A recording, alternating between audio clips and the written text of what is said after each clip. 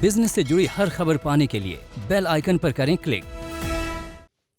Union budget 2022 और 23 present होने में बस अब कुछ ही दिन रह गए हैं और जितने भी सेक्टर्स हैं इकोनॉमी के लगातार ये होप्स बनाकर बैठे हुए हैं कि इस बार फाइनेंस मिनिस्टर निर्मला सीतारमण उनके लिए या उनके सेक्टर के लिए कोई ना कोई रिलीफ मेजर जरूर लेकर आए, क्योंकि अभी भी कोविड-19 पैंडेमिक के इफेक्ट से बहुत सारे सेक्टर्स जूझ रहे हैं और अब तीसरी लहर भी आ चुकी है, जिसकी वजह से एडिशनल प्रॉब्लम शुरू हो गई है। जितना हमने रिकवरी की होप किया था उतनी रिकवरी अभी तक हो नहीं पाई है, तो ऐसे में सेक्टर्स की उम्मीदें बहुत ज्यादा है। ऐसे ही एक सेक्टर है ऑटो सेक्टर, जो कि critical sector of the economy है। और अगर हम जीडीपी के लिहाज से भी बात करें तो भारत का जो इंडस्ट्रियल जीडीपी है उसमें ऑलमोस्ट हाफ कंट्रीब्यूशन आपका ऑटो सेक्टर से आता है। और बहुत सारी उम्मीदें इस बार ऑटो सेक्टर को है आने वाले बजट से, क्योंकि बहुत प्रॉब्लम से फिलहाल ऑटो सेक्टर गुजर रहा है। इस पूरे ही 1-1.5 साल में कई इशू से गुजरना पड़ा। इसके अलावा अगर आप देखें कोविड-19 पैंडेमिक के आने की वजह से बहुत सारे कमोडिटीज के प्राइसेस जो हैं already on an upward trend है, भले ही वो मेटल्स की बात हो, ऑयल प्राइसेस की बात हो, या फिर जो भी रॉ मटेरियल्स ऑटो सेक्टर को चाहिए होते हैं गाड़ियां बनाने के लिए, टू व्हीलर्स बनाने के लिए, इन सभी के जो इनपुट प्राइसेस हैं वो बहुत ज्यादा तेजी से बढ़ चुके हैं। और इसी के लिए हम लगातार 3-4 बार कई मेजर ऑटो मेकर्स को प्राइस हाइक करते हुए देखा है हम लोगों ने। इस जनवरी में भी लगातार मारुति के बाद टाटा मोटर्स ने भी प्राइस हाइक्स अनाउंस कर दिए हैं, टू व्हीलर कंपनीज लगातार प्राइस हाइक अनाउंस कर रही है। ऐसे में सबसे ज्यादा नुकसान एंड कंज्यूमर को होता है, जो कि गाड़ियां खरीदना चाहता है या टू व्हीलर्स खरीदना चाहता है। ऐसे में अब सरकार से बहुत उम्मीदें हैं ऑटो सेक्टर को।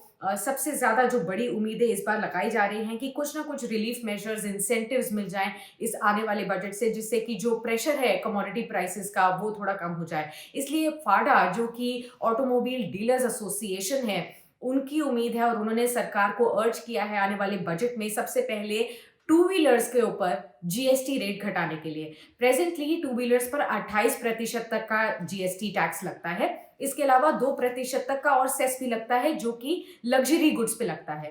फाडा का ये मानना है कि टू व्हीलर्स नेसेसिटी है, ना ही लग्जरी आइटम्स, इसीलिए उनके ऊपर जो जीएसटी रेट है वो कम होकर 18% होना चाहिए। अगर ये सरकार इस उम्मीद को मानती है या इस एक्सपेक्टेशन में कोई कमी करती है तो डेफिनेटली इस सेक्टर के लिए काफी पॉजिटिव होगा। और उनका मानना है कि टू व्हीलर्स की जो अभी म्यूटेड डिमांड है उसमें रिकवरी जरूर आती हुई दिखेगी।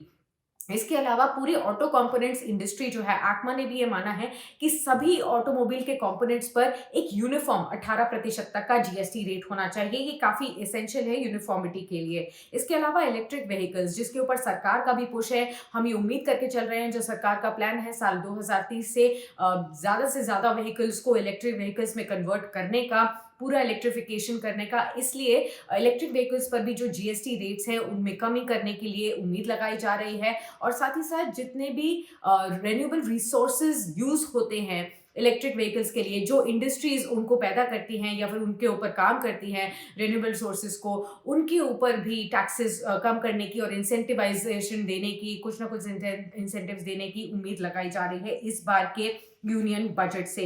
साथ ही साथ कुछ ऐसे भी मेजर्स हैं कि जिससे सरकार भारत में और इन्वेस्टमेंट्स को इनवाइट कर सकती है, जैसे कि हमने पीएलआई इनिशिएटिव देखा था, प्रोडक्शन लिंक्ड इंसेंटिव्स सेमीकंडक्टर्स के लिए, इलेक्ट्रिक व्हीकल्स के लिए, इन पर और ज्यादा पुश की उम्मीद लगाई जा रही है, जिससे ज्यादा से ज्यादा भारत में ही critical components of auto sector develop हो सके।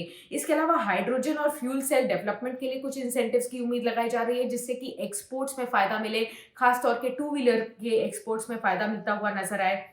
इसके अलावा कुछ एक्सपर्ट्स ये भी मानते हैं कि जो रेमिशन of duties and taxes exports products पर फिलहाल 1% तक के आसपास का बेनिफिट मिलता है, इसमें कुछ इजाफा किया जाए, जिससे कि ओवरऑल एक्सपोर्ट्स को बढ़त मिले। इसके अलावा बहुत सारे और जो पिछले 1 साल में सरकार ने ऑटो सेक्टर की प्रॉब्लम्स को देखते हुए कदम उठाए थे, जैसे पीएलआई इनिशिएटिव्स इलेक्ट्रिक व्हीकल्स के लिए, सेमीकंडक्टर्स के लिए, व्हीकल स्क्रैपेज पॉलिसी का जो अनाउंसमेंट किया था, इसका क्या रोड मैप रहेगा, एग्जीक्यूशन प्लान क्या रहेगा, कैसे लोग इसे अपनाएंगे, उसके ऊपर कुछ इंसेंटिव्स की बात जो लगातार ऑटो सेक्टर करते आ रहा है कि व्हीकल स्क्रैपेज पॉलिसी तभी सक्सीड हो सकती है जब लोगों को इंसेंटिव दिया जाए व्हीकल्स को स्क्रैप करने के लिए। इसके ऊपर कोई भी अगर अनाउंसमेंट आता है तो उसके उसकी उम्मीद जरूर लगाकर बैठी है पूरी ऑटो सेक्टर। देखना ये होगा कि आने वाले बजट में इन सभी उम्मीदों में से ऐसी कौन कौन सी उम्मीदें हैं जो फाइनली बजट लिस्ट में या बजट स्पीच पे पहुंचती हुई नजर आएंगी।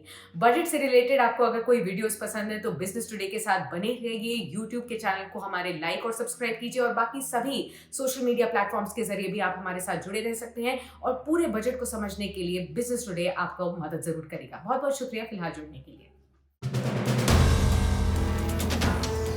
वीडियो पसंद आया तो हमें लाइक, कमेंट, शेयर और सब्सक्राइब जरूर करें।